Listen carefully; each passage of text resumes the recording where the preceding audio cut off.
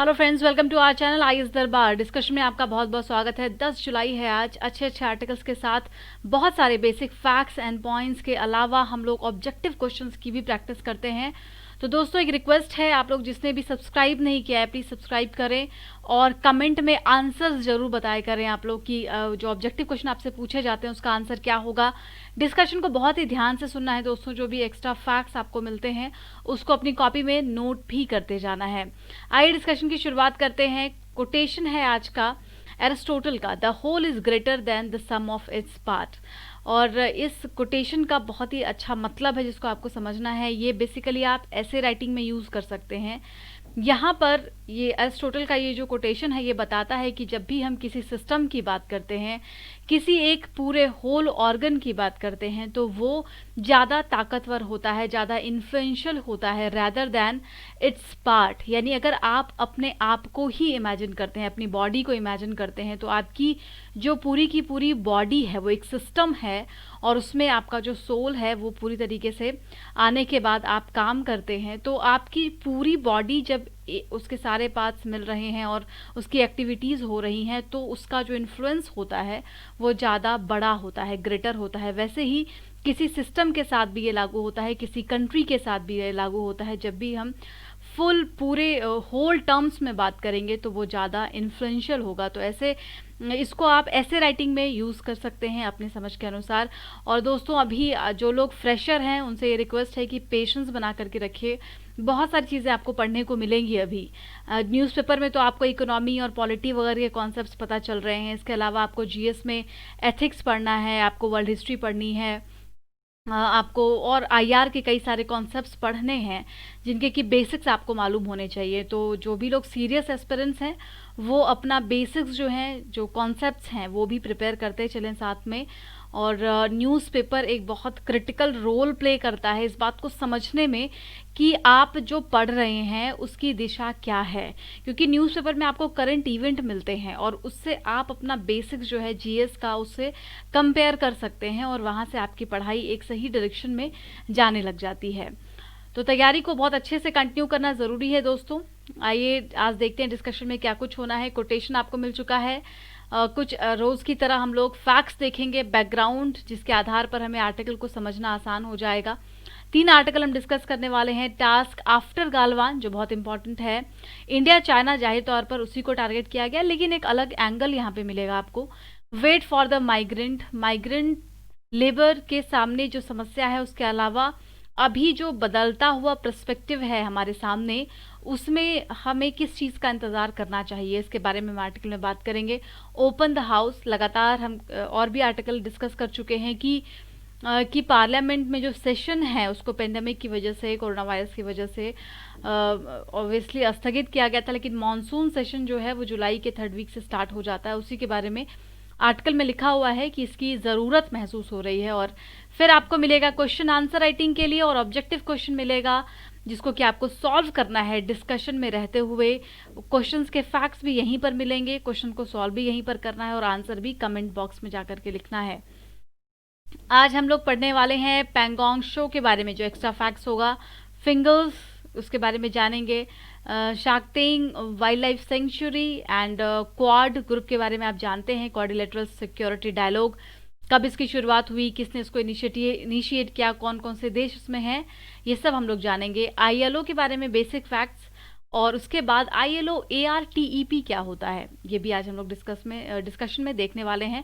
तो please patience रखना है, आपको अंत तक जाना है डिस्कशन में। और पसंद आता है दोस्तों तो लाइक ज़रूर कीजिए, भूलना नहीं है आपको। आप अपने अच्छे अच्छे कमेंट्स दे सकते हैं। बहुत कम लोग कमेंट्स कर रहे हैं अभी, तो आपको जो भी पॉइंट अच्छा लगता है, कुछ सुझाव है, वो आप कमेंट में ज़रूर लिखा कीजिए। तो आज का पहला आर्टिकल होगा टास्क आफ्टर गालवान, दूसरा होगा वेट फॉर द माइग्रेंट्स और तीसरा है ओपन द हाउस। ये 3 सवाल हैं आज आंसर राइटिंग के लिए। इसका ट्रांसलेटेड जो हिंदी में क्वेश्चन आता है वो आज आपको कमेंट बॉक्स में डाल दिया जाएगा।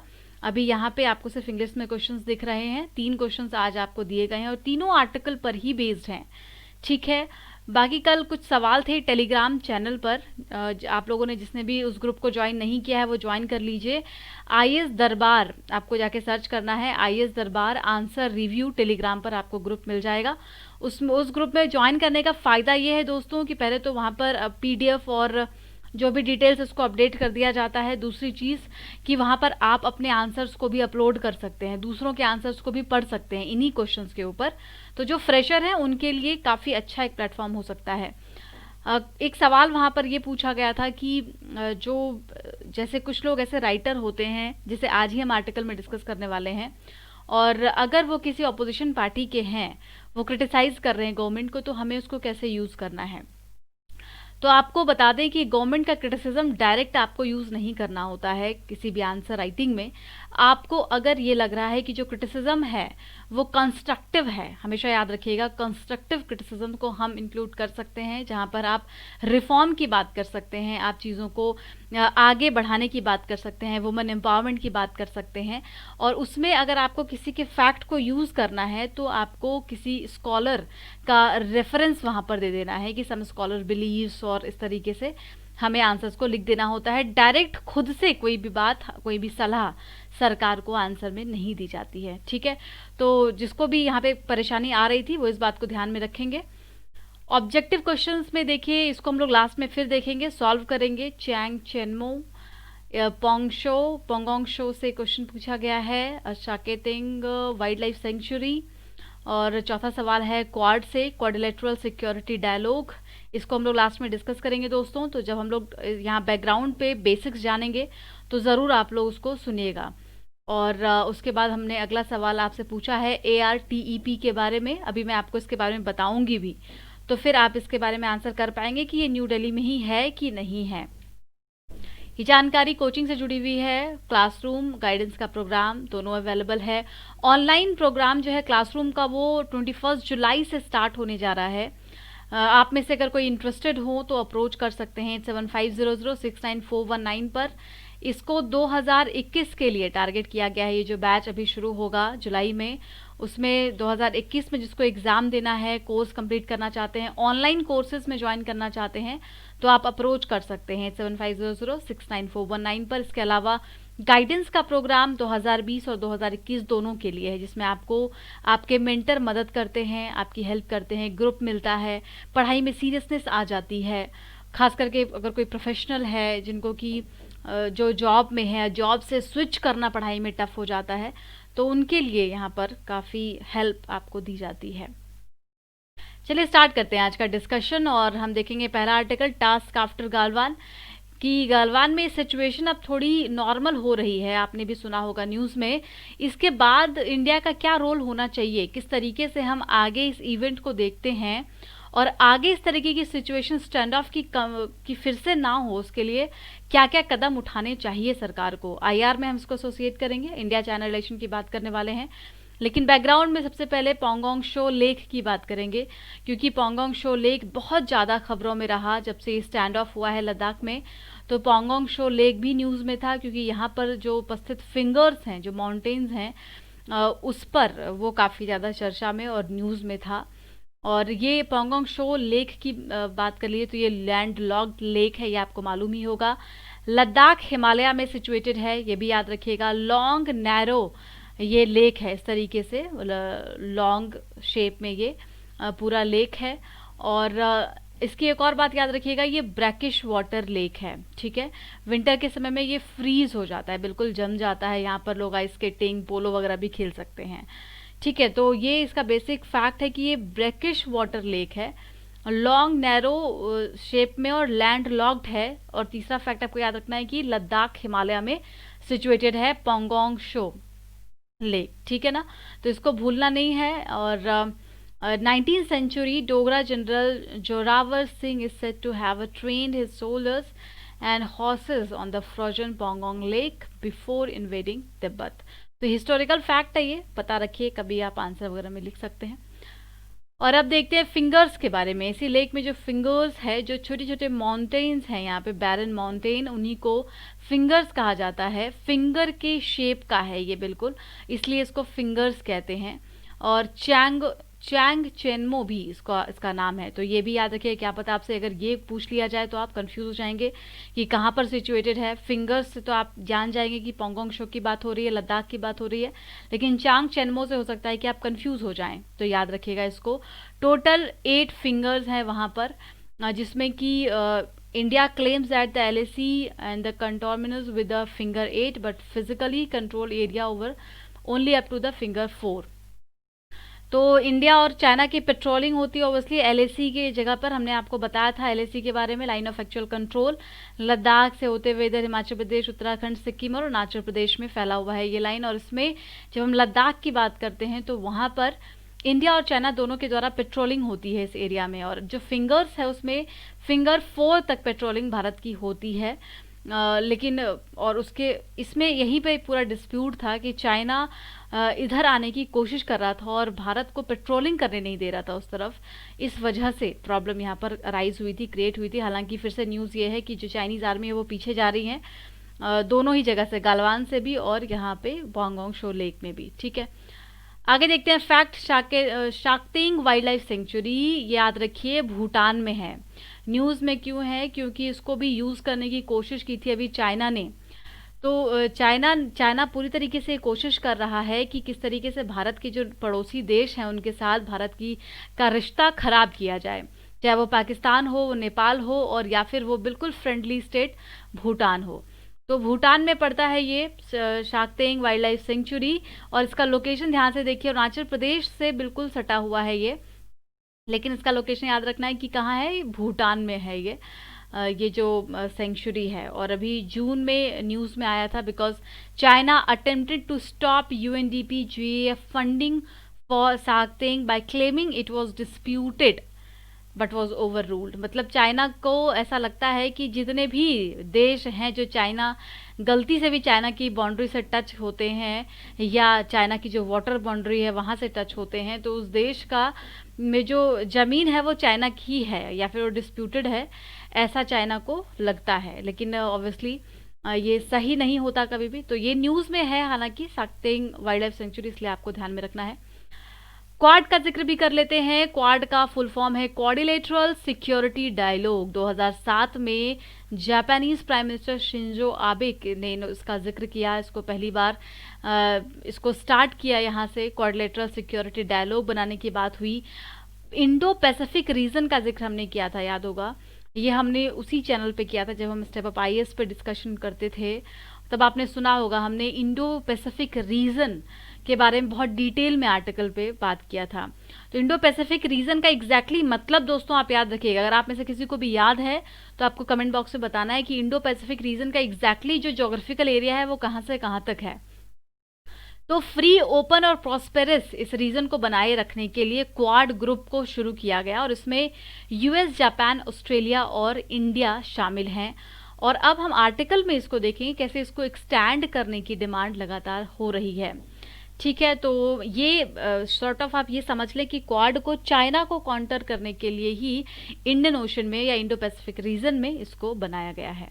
ठीक है, तो आगे बढ़ते हैं, मेन आर्टिकल पर चलते हैं। आर्टिकल में क्या कहा गया है? गालवान वैली और इसके अलावा जो और भी जगह थे जैसे कि पेट्रोल पॉइंट 14 गालवान का, गोगरा और हॉट स्प्रिंग एरिया, इन सारी जगह से ऐसी न्यूज़ आ रही है कि 3 हफ्ते के स्टैंड ऑफ के बाद जो सिचुएशन है वो अब नॉर्मल हो रही है।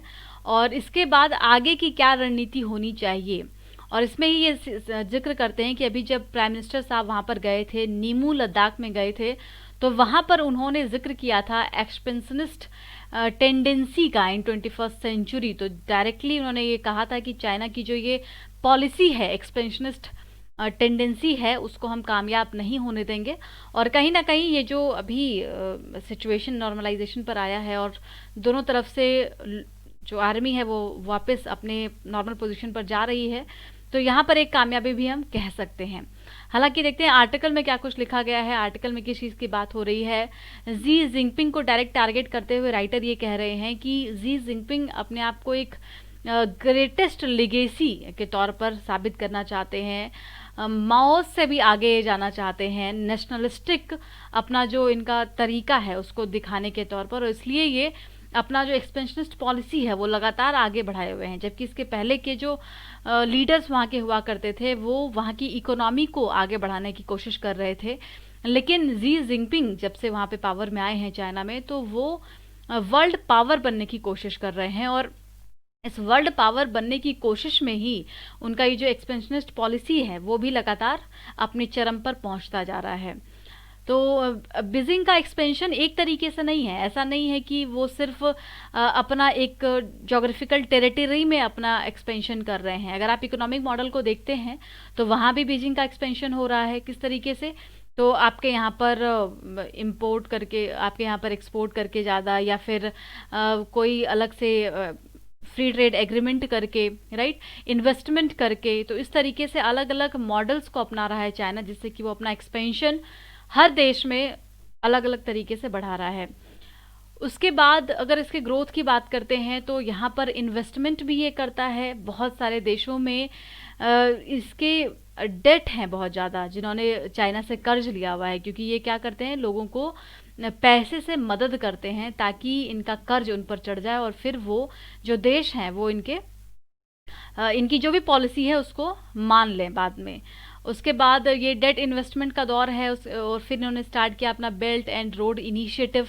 याद होगा आपको, बेल्ट एंड रोड इनिशिएटिव के माध्यम से चाइना ने जियो स्ट्रेटेजिक और जियो इकोनॉमिक दोनों इंटरेस्ट यहाँ से अपना फुलफिल किया है।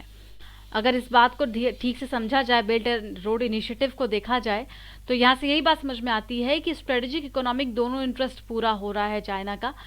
और डोकलाम के बारे में आपको मालूम है कि वहाँ पे 2017 में जिस तरीके से स्टैंड ऑफ हुआ था, और चाइना कहीं ना कहीं भारत को भी मजबूर करना चाहता था कि वो BRI प्रोजेक्ट में या CPEC में सहमति दिखा दे। आपको बता दें कि अभी तक 100 देश BRI प्रोजेक्ट को सहमति दे चुके हैं, और इसमें इनके जो नेबरिंग कंट्रीज़ हैं वो भी शामिल हैं, जैसे कि Vietnam, Malaysia, Brunei, Indonesia, Philippines. और इवन आप ध्यान से देखिए तो यहाँ पे जो इनके राइवलरीज हैं, ट्रेडिशनल राइवल्स हैं, Japan, Taiwan, to independent minded nation like South Korea and Australia, ये सब आज कहीं ना कहीं चाइना के गिरफ्त में है, चाइना की चपेट में है, चाहे किसी भी एंगल से हो। इकोनॉमिक बहुत डिपेंडेंसी हो, टेरिटोरियल डिस्प्यूट हो, या फिर अदर एक्सपेंशन हो। So include recent Chinese action in Hong Kong, the message is clear, China see itself as a global power. और अभी हांगकांग में जो पूरा डिस्प्यूट आपने देखा, वहाँ पे के लोगों ने जिस तरीके से विद्रोह किया था चाइनीज़ गवर्नमेंट के खिलाफ, लेकिन तो इससे यही समझ में आता है कि चाइना खुद को ग्लोबल पावर बनाना चाहता है, और इसके लिए वो कोई कसर नहीं छोड़ना चाहता। वो फिर US चाइना के रिलेशन का डिटोरिएट होना हो, ट्रेड टेंशन हो, चाइना का भारत से के साथ ये जो युद्ध जैसी कंडीशन है उसको बनाना हो, तो हर एंगल से चाइना ये प्रूव करना चाहता है कि उसको ग्लोबल पावर ही बनना है। डिस्टेबलाइजिंग राइज ऑफ चाइना, देखिए डोनाल्ड ट्रंप साहब ने बहुत कोशिश की कि राइज ऑफ चाइना को रोका जाए, आगे ना बढ़ने दिया जाए, इसके लिए बहुत हद तक उन्होंने प्रयास किया। लेकिन अभी इंडिया की बात करें तो India could afford to largely non align during the 20th century, but our size of the economy momentum necessitate that we play a clear role in a cold war's 21st century squall. Our foreign policy has lacked a clear vision about the China. तो अब यहाँ पे इनका कहना है कि जो writer वो बता रहे हैं कि हमने चाइना को सही तरीके से एक्सेस नहीं किया है। चाइना के बारे में जो विजन है, जो पॉलिसी है हमारी, वो कहीं ना कहीं बहुत कॉम्प्लिकेटेड है, और अब ये सही समय आ चुका है जब हमें एक सही पॉलिसी मेकिंग करने की ज़रूरत है, और चाइना का जो क्लियर विजन है उसको समझने की ज़रूरत है। उसके बाद क्योंकि देखिए यहाँ पे भारत ने क्या किया, US के साथ अपना स्ट्रेटेजिक रिलेशन बढ़ाया, लेकिन वहीं दूसरी तरफ भारत ने ये भी सोचा कि इससे चाइना को कोई फ़र्क नहीं पड़ेगा, जबकि ये पॉसिबल नहीं था। तो एक तरफ हमने जी जिनपिंग साहब को वहाँ पे चेन्नई में वो किया, वेलकम किया, तो दूसरी तरफ हमने नमस्ते ट्रंप का नारा लगाया। तो हम कहीं ना कहीं बैलेंस करना चाह रहे थे दोनों देशों के साथ अपने रिलेशन को, लेकिन इस बात से चाइना कन्विंस नहीं हुआ। ये जो बैलेंसिंग एक्ट था वो चाइना को समझ में नहीं आया। और अब अगर नेबरिंग कंट्रीज़ की बात करें तो चाइना पूरी कोशिश करता है कि नेबरिंग कंट्रीज़ के साथ अलग अलग कंसर्न्स रेज कर दिए जाएं भारत के। पाकिस्तान तो ऑब्वियसली डिपेंडेंट है चाइना के ऊपर, क्योंकि वहाँ पे उसने $62 बिलियन का अपना इन्वेस्टमेंट किया है सीपीसी प्रोजेक्ट में। आई होप आपको ये प्रोजेक्ट मालूम है, चाइना पाकिस्तान इकोनॉमिक कॉरिडोर, और जो कि भारत के हिस्से से होकर के निकलता है। और इस वजह से भारत ने इस इकोनॉमिक कॉरिडोर के खिलाफ आवाज़ उठाई है और इस पर सहमति नहीं दी है। वहीं नेपाल की बात करें तो Nepal is no longer on our list on the all weather friend. तो देखिए नेपाल जो है वो अब अगर नेपाल की स्थिति को देखें, पहले ऑब्वियसली नेपाल हमारा बहुत अच्छा दोस्त हुआ करता था, लेकिन इस समय में जिस तरीके से नेपाल चाइना कार्ड और इंडिया कार्ड खेलने की कोशिश करता है, तो उस तरीके से लगता है कि ये इन पर और भरोसा नहीं किया जा सकता है। वहीं दूसरी तरफ चाइना का इन्फ्लुएंस श्रीलंका, बांग्लादेश जैसे देशों पर भी बढ़ रहा है, जो हमारे नेबरिंग कंट्रीज़ हैं, because of the BRI project. तो अभी मैंने आपको बताया कि चाहे इन्वेस्टमेंट करके, इकोनॉमिक कोऑपरेशन करके, पॉलिटिकल सपोर्ट करके, या फिर जोग्राफिकल अपना कोलैबोरेशन करके, इंफ्रास्ट्रक्चर डेवलपमेंट करके, चाइना ये कोशिश कर रहा है कि भारत के जो पड़ोसी देश हैं वहाँ पर अपना वर्चस्व बढ़ाया जाए, अपना इन्फ्लुएंस बढ़ाया जाए, और इसमें बहुत हद तक वो कामयाब भी है। और उसी में जिक्र आता है कि इन्होंने भूटान में भी पूरी कोशिश की कि वहाँ पर जो शाक्तेंग वाइल्ड लाइफ सेंचुरी उसको डिस्प्यूटेड बता दिया जाए और वहाँ पर डिस्प्यूट क्रिएट कर दिया जाए। तो इस चीज़ को समझना होगा, और जो चाइना का एक्सपेंशन है उसको रोकने की, इस पॉलिसी को रोकने की ज़रूरत है यहाँ पर। एंड फिर ये जो राइटर तारीफ भी करते हैं गवर्नमेंट की, इनका कहना है कि अभी जिस तरीके से स्टेप्स लिया गया, जैसे हमने एप्लीकेशंस को बैन कर दिया, चाइना की जो टीवी थी, मोबाइल फ़ोन्स थे, उसको हमने नहीं आने दिया, राइट। और इस तरीके से एक के बाद एक स्टेप्स हम लगातार लेते जा रहे हैं, लेकिन ये एक बेबी स्टेप की तरह है। नाउ देर इज़ नीड कि एक स्ट्रैटेजिक और प्रॉपर जो टैक्टिकल डिटरेंस है वो क्रिएट किया जाए, और ये long term and sustainable policy हमें लेकर के आने की ज़रूरत है। जिस तरीके से क्वाड को बनाया गया 2007 में, क्वाड्रिलेटरल सिक्योरिटी डायलॉग, जिसमें कि इंडिया, जापान, ऑस्ट्रेलिया, US हैं, तो उसको हम नाटो के तर्ज पर लेकर के जा सकते हैं कि अगर एक देश पर हमला होता है तो ये समझा जाए कि उस ग्रुप के सारे देश पर हमला किया जा रहा है। तो क्वाड को नाटो की तरह ही बनाने की ज़रूरत है, और इसको और एक्सपैंड किया जाए। जिस तरीके से वियतनाम काफ़ी कीन है, वो जुड़ना चाहते हैं क्वाड में, वहीं साउथ कोरिया, न्यूजीलैंड, मलेशिया, ये लोग भी इंटरेस्टेड हैं। तो क्वाड की ग्रुपिंग में इन सभी को जोड़ने की ज़रूरत है। वहीं इंडिया को G7, अभी बात हो रही थी ना, हमने डिस्कस किया था कि G7 ग्रुप को एक्सपैंड करने की बात हो रही है, और G7 से G11 बनाने की बात चल रही है। तो उसमें इंडिया को इसको वेलकम करने की ज़रूरत है, क्योंकि इंडिया के साथ Russia, Australia, south Korea, without China उसमें G7 में मेंबर को बढ़ाने की बात चल रही है, और ये काफ़ी वेलकमिंग स्टेप हो सकता है। तो साथ में इनका कहना है कि जो नेबरिंग कंट्रीज़ हैं, नेबरिंग देश हैं, उनके साथ रिलेशन को रिवाइव करना होगा इंडिया को। साथ में जो हमारा फ्रेंडली रिलेशन रशिया के साथ हुआ करता था, जो हम अच्छा रिलेशन शेयर करते थे, उसको फिर से स्ट्रेंथन करने की ज़रूरत है, रिवाइव करने की ज़रूरत है यहाँ पर। क्योंकि अभी अगर रशिया और चाइना के रिलेशन को देखा जाए तो वो काफ़ी अच्छा दिख रहा है, काफ़ी जो उनका अपना बायलैटरल रिलेशन है वो बहुत अच्छा हो रहा है। इस बात को इंडिया को भी सोचने की ज़रूरत है। एंड कंक्लूजन में अल्टीमेटली ये कहा जा रहा है कि अभी चाइना के सारे एक्शन को नोट करते हुए हमें नेशनल सोवरेनिटी को देखते हुए इसको कैसे प्रोटेक्ट करना है, कैसे प्लान्स बनाने हैं, ये सब सोचना होगा। आज इंडिया काफ़ी इनफ स्ट्रॉन्ग है कि वो अपना इंटरेस्ट को प्रोटेक्ट कर सकती है, प्रिजर्व कर सकती है। और ऐसे में इनको ये देखना है कि ये कौन कौन इनके साथ अलाइन हो सकते हैं, जुड़ सकते हैं इनकी मदद में, वेस्ट और ईस्ट। तो इस बात को उनको देखना है, और चाइना का जो ये पॉलिसी है एक्सपेंशन का, उसको रोकने की ज़रूरत है। आगे बढ़ते हैं, अगला आर्टिकल है wait for the migrant workers की यहाँ पर बात होने वाली है, और बहुत ही अच्छा आर्टिकल है। आपको बता दें ये जो आर्टिकल लिखा है ये फॉर्मर इकोनॉमिस्ट भी हैं, फॉर्मर मिनिस्टर भी रह चुके हैं, तो ये बहुत सारी बातों को यहाँ पर कहते हैं, उसको हम लोग देखेंगे। पहले ILO की बात कर लेते हैं, इंटरनेशनल लेबर ऑर्गेनाइजेशन। तो आपको बता दें क्वेश्चन पूछ लिया जाएगा, क्योंकि 2019 में ILO ने अपना 100th एनिवर्सरी सेलिब्रेट किया है, तो इसलिए भी ये ILO ऑर्गेनाइजेशन इम्पॉर्टेंट है एग्ज़ाम के लिए। ठीक है। इसका हेडक्वार्टर जिनेवा स्विट्जरलैंड में है, आपको मालूम होगा। स्पेशलाइज्ड एजेंसी है यूनाइटेड नेशंस की, 1946 में इसको बनाया गया था। किसको? आईएलओ को, इंटरनेशनल लेबर ऑर्गेनाइजेशन को, लेबर को प्रोटेक्ट करना, उनके राइट्स का ख्याल रखना इसका उद्देश्य होता है। एम्प्लॉयर एंड वर्कर के राइट्स को प्रिजर्व करना और सारे लोगों को एक प्लेटफॉर्म पर लेकर के आना, गवर्नमेंट, एम्प्लॉय एंड वर्कर। इसमें टोटल 187 मेंबर स्टेट हैं, याद रखिएगा ये सारे बेसिक फैक्ट्स। अब ARTEP की बात भी कर लेते हैं, employment and labour market intervention. देखिए ये जो ARTEP है, इसके नाम से क्लियर है, Asian regional team for employment promotion. ठीक है, तो ये रिस्पॉन्सिबल है ILO के जो भी नॉर्म्स होते हैं, रूल्स होते हैं, उसको इम्प्लीमेंट करना एशियन रीजन में, ये इसका काम होता है और ये न्यू दिल्ली में ही बेस्ड है। तो ये फैक्ट आपको याद रखना है इसका, कि इसको न्यू दिल्ली में ही बेस्ड किया गया है। और to identify the factors which prevent a substantial expansion of employment opportunities in the country of the region, तो इसके लिए इसको बनाया गया है। अभी हम आर्टिकल में इसका जिक्र करेंगे।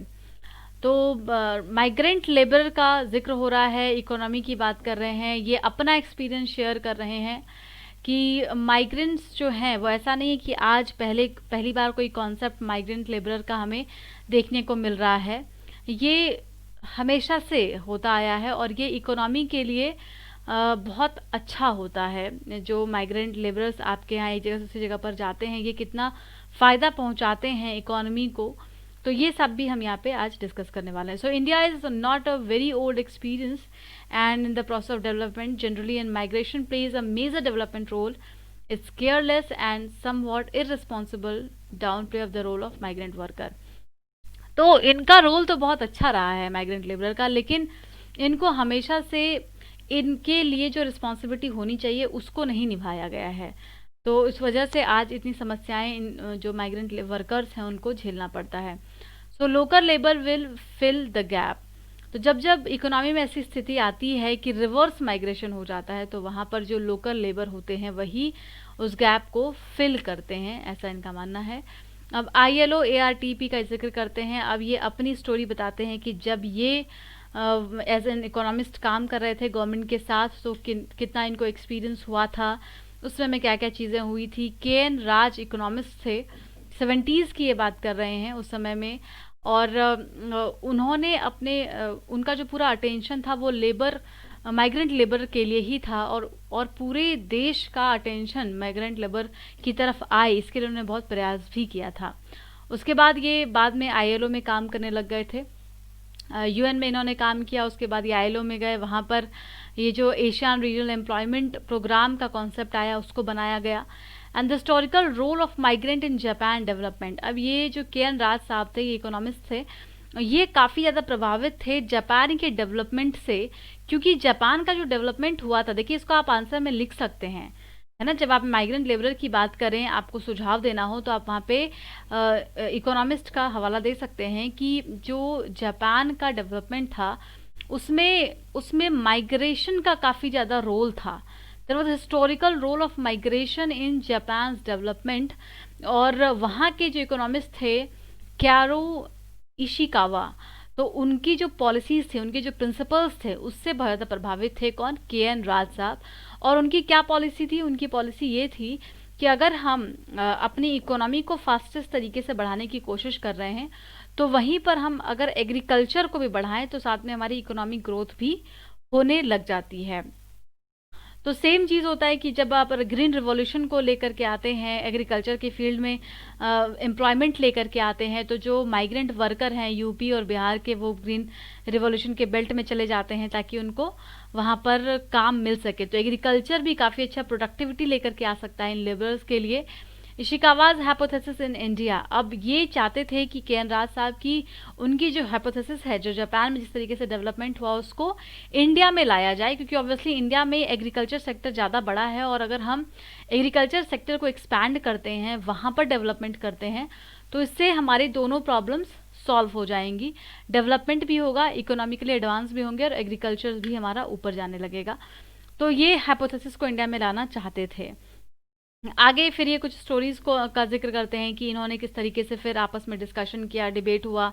उस समय में 3 लोग थे, अलाग जो ये आर्टिकल लिख रहे हैं, और भल्ला एंड भादुरी थेसिस के नाम से इन्होंने जो चीज़ें लिखी, जो भी इनकी थेसिस हुई कि किस तरीके से काम करना है, उसको पब्लिश किया गया इंडियन एग्रीकल्चर को एडवांस करने के लिए। Now the labour migration as a serious policy issue had arrived. तो अब धीरे धीरे जो लेबर माइग्रेशन का कॉन्सेप्ट है वो आने लग गया। और ये बात ज़्यादा सामने कब आई, जब सार्स आउटब्रेक हुआ। ऐसा ही आउटब्रेक हुआ था ना जिस तरीके से अभी सिचुएशन है, इससे इतना तो नहीं था, सिचुएशन इससे कम खतरनाक थी। जब जब सार्स आउटब्रेक हुआ था साउथ ईस्ट एशिया रीजन में, तो वहाँ पर जो इकोनॉमी बहुत आगे बढ़ रही थी वो तेज़ी से नीचे जाने लग गई। बहुत नुकसान हुआ उस समय में जो भी इकोनॉमी इससे प्रभावित हुई थी, लेकिन इंडिया इसमें बचा रहा था, क्योंकि इंडिया तब क्या थी, एक क्लोज्ड इकोनॉमी थी, और इस पर इंडिया में इसका बहुत ज़्यादा प्रभाव नहीं पड़ा था। Good economies doesn't make careless choice between the life and death. तो अभी जो सिचुएशन है उसमें हमने इनका कहना है आर्टिकल का कि देखिए बहुत सारे गवर्नमेंट ऐसी हैं जो कि लाइवलीहुड को चुन रही हैं रैदर देन लाइव्स। जबकि अगर आप इकोनॉमिक डेवलपमेंट ही करना चाहते हैं तो जो गुड इकोनॉमिक पॉलिसीज़ होती हैं वो कभी भी चॉइस नहीं देती हैं लाइफ और डेथ के बीच में। Life should be the supreme, और लाइफ की जगह पे आप लाइवलीहुड को नहीं चुन सकते, जो कि अभी कहीं ना कहीं देखने को मिल रहा है। रिवर्स माइग्रेशन शुरू हो गया है ना, लोग अपने अपने घर की तरफ वापस आ रहे हैं, विलेज में वापस आ रहे हैं। और ऐसे में हम क्या अपॉर्चुनिटी क्रिएट कर सकते हैं, राइट। तो जिस तरीके से अगर हम यहाँ पर एग्रो बेस्ड डेवलपमेंट शुरू करते हैं, इनिशिएट करते हैं, जैसे कि इंडोनेशिया वगैरह में किया गया है, फिलीपाइंस वियतनाम में किया गया है, तो ऐसे में माइग्रेंट्स जो होंगे वो हमारे एसेट्स की तरह हो जाएंगे। क्योंकि एग्रो बेस्ड डेवलपमेंट में एग्रीकल्चर डेवलपमेंट होगा, तो जो लोग आपके घर में वापस आ रहे हैं उनको वहीं पर एम्प्लॉयमेंट मिल जाएगी, अपॉर्चुनिटी मिल जाएगी। तो एग्रो बेस्ड डेवलपमेंट ऐसा हो सकता है जो माइग्रेंट को एसेट की तरह क्रिएट कर सकता है। और ये तो रियल है कि अभी जब लॉकडाउन के बाद सिचुएशन नॉर्मल होंगी तो फिर से लोग अपनी अपनी जगह पर वापस जाएंगे, लेकिन इस दौरान जो चीज़ें हुई वो बहुत ज़्यादा गलत थी। कि इनका इनका फिर यही मानना है कि जो हमें सिखाया गया है, हमें यही सिखाया गया है कि जो अच्छी इकोनॉमिक पॉलिसीज़ होती हैं वो चॉइस नहीं देती हैं। एंड कंक्लूजन में इनका कहना है दैट माइग्रेंट में say that will never come back but they will, क्योंकि देखिए जब अपॉर्चुनिटी उनको मिलेगी तो वो फिर से अपने काम पर वापस जाएंगे। उनको जब लगेगा, अभी फिर से लोग स्टार्ट हो गए हैं, भले ही चीज़ें नॉर्मल नहीं हुई हैं, लेकिन जो लोग हैं अपने अपने काम पर वापस जा रहे हैं। और इसमें ऐसे में इंडस्ट्री को भी सपोर्ट करने की ज़रूरत है। The market should allow to work both industry and labour. तो ये इस पूरे आर्टिकल में इन्होंने कहा है माइग्रेंट लेबर को टारगेट करते हुए। रिवर्स माइग्रेशन का ये जिक्र करते हैं, और रिवर्स माइग्रेशन को कैसे और यूज़ किया जा सकता है इसके बारे में भी हमें सोचना चाहिए। द ओपन द हाउस में हम सेशन की बात करेंगे, मानसून सेशन की, गवर्नेंस एसोसिएट करें इसको। और इस पर हमने डिटेल में एक आर्टिकल डिस्कस किया था, अगर आपको याद होगा, कि अलग अलग लेजिस्लेचर जो है पूरे वर्ल्ड में वो अपने यहाँ पर इनोवेटिव आइडियाज़ लेकर के आ रही है। कुछ लोग वर्चुअल कॉन्फ्रेंसिंग पे, कुछ लोग जितनी संख्या है उसके आधे लोग प्रेजेंट हो रहे हैं, राइट। बट हाउस को ओपन किया जा रहा है, जो पब्लिक डिबेट डिस्कशंस है वो कंटिन्यू हो रहे हैं।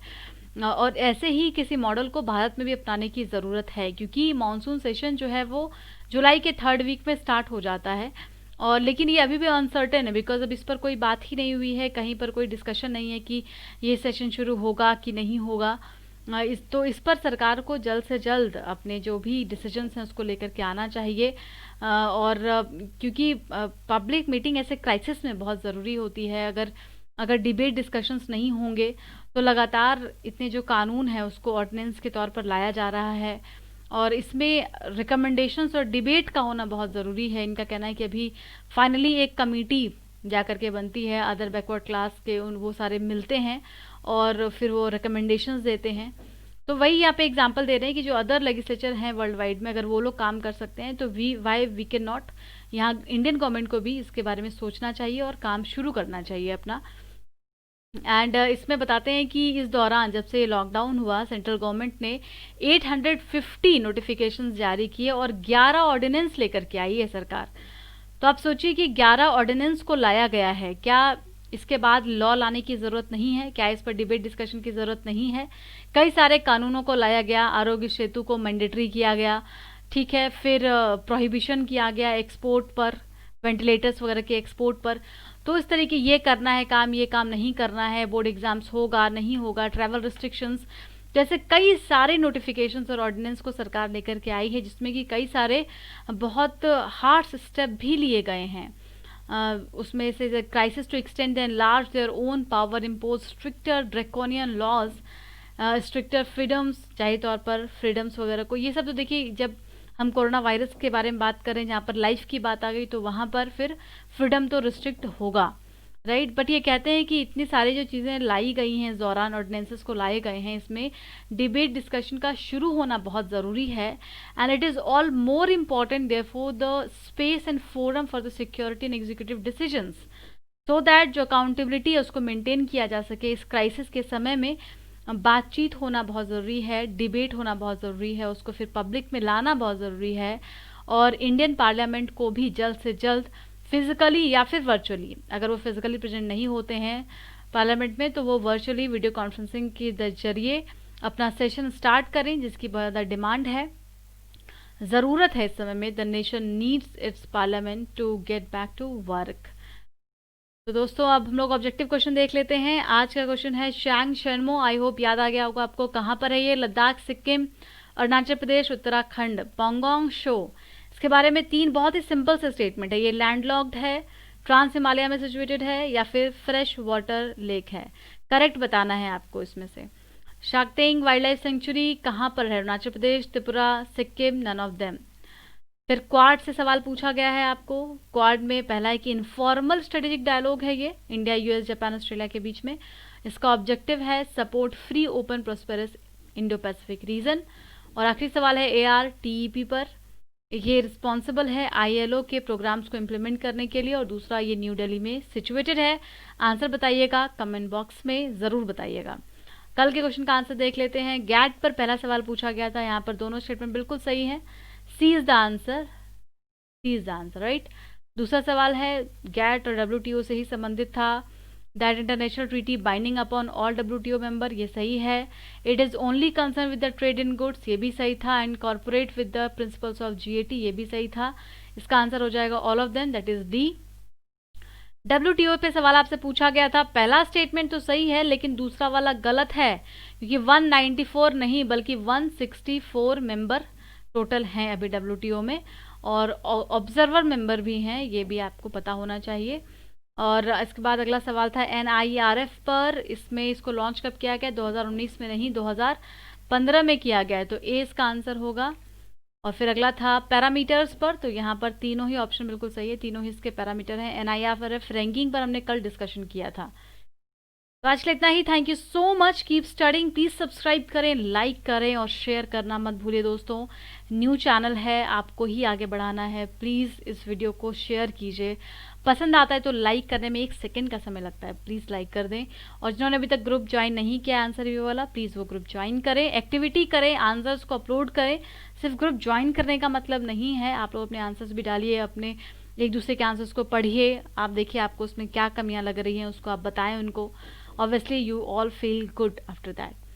तो आज के लिए इतना ही, कीप स्टडिंग।